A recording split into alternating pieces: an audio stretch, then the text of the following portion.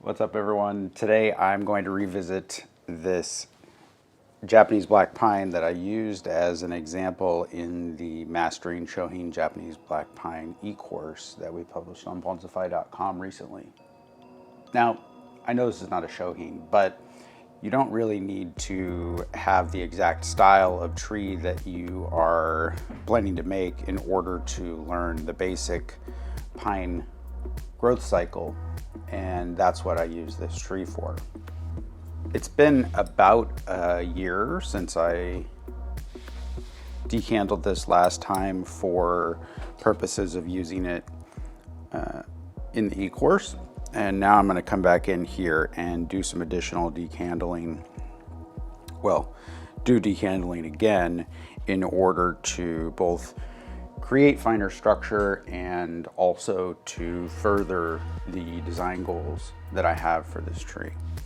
Prior to decandling this, one of the things that I want to do is to address a couple of structural improvements that I want to make. So the bulk of this lower section from this side all comes from this branch that is kind of on the inside of this curve here, which in and to itself is probably not really a problem, except that the branch comes out from above this interesting curve portion on the lower section of the trunk. And so I want to, over the long term, reduce this branch or even eliminate it. I don't want it to make up such a large part of the composition. So I'm going to start by removing this portion of it, which is a side branch and relatively large and long. And then I'm going to move a piece that comes off structurally from where I want the foliage to be coming from into that position. And I'm going to do the same thing with another side branch up here. In this case, actually just cutting it kind of short. There's another bud at the base. So cutting off that, and then let's see here. I'm using a wire cutter just because there's wire on it.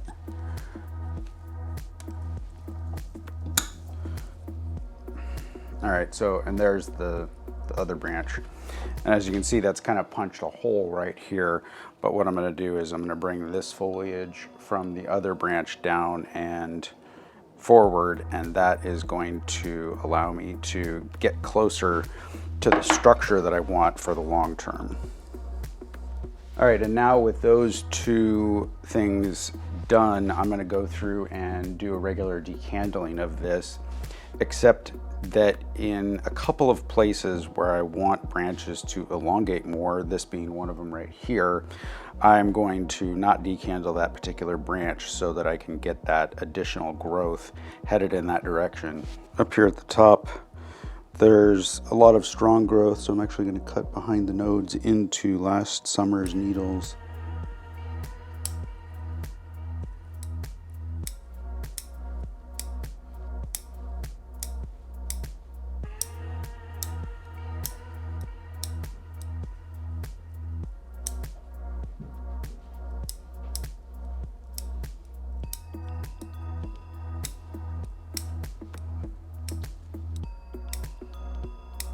All right, so you can see that that fairly quickly reduces this back down to at least close to what it was last summer.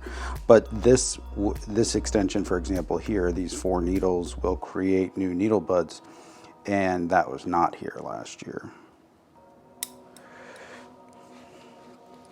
All right, with the entire tree decandled, I would normally be pulling needles at this time of year as well in order to thin things out. But I did a lot of needle pulling on this tree last fall, and so there's only going to be a few needles that I need to remove.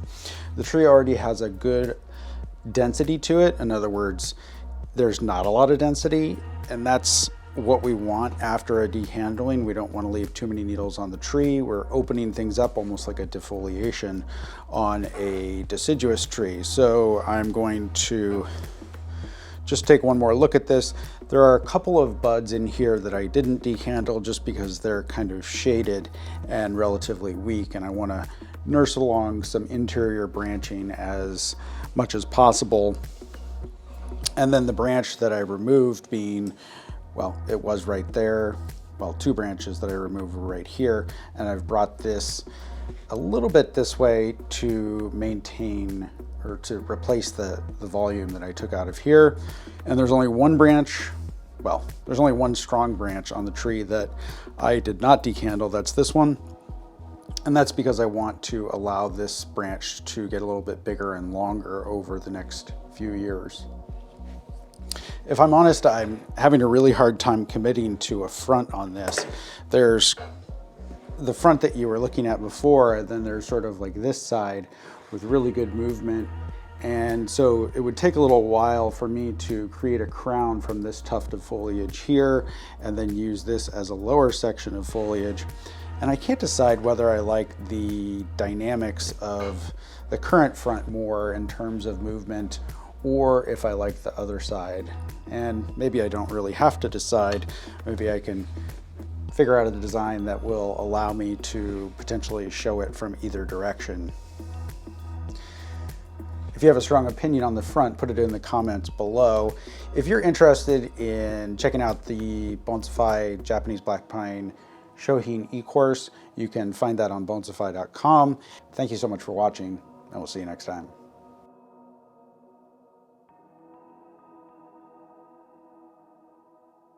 I can't ever get rid of all the spiders.